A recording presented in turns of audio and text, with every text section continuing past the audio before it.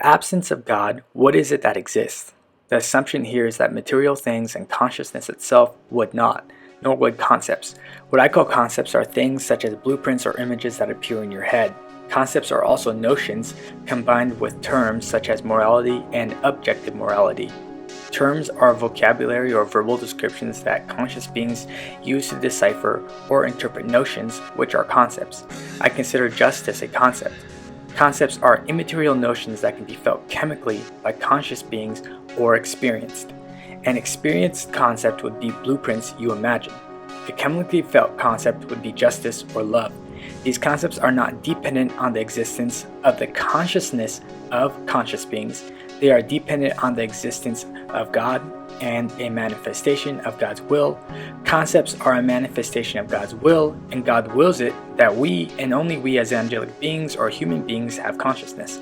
I assume then only conscious beings can experience concepts and have any active notion experience of God's will.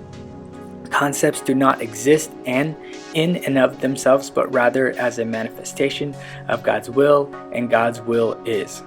God being eternal is the same yesterday, today, and forever. Understand that a moral decree is not a reflection of change in the characteristic or will of God, but simply the will of God. And the will of God is eternal.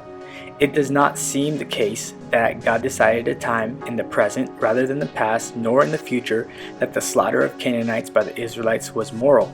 It was always moral and part of God's will. God's will is eternal, so then is morality.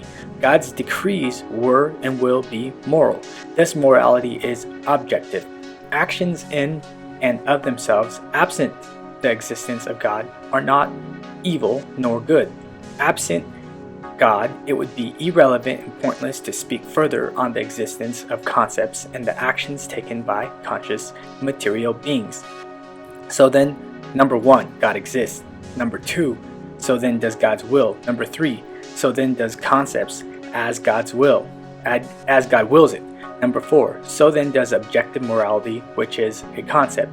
If this still does not satisfy you for justifying the existence of objective morality, then let us say objective morality does not exist and morality is subjective to God's will, which is eternal. Moral obligations and duties, which can also be called biblical Christian moral duties, do exist because God's will exists and God is. It never was and never will be moral for you to rape a woman as a means of fulfilling your sexual needs.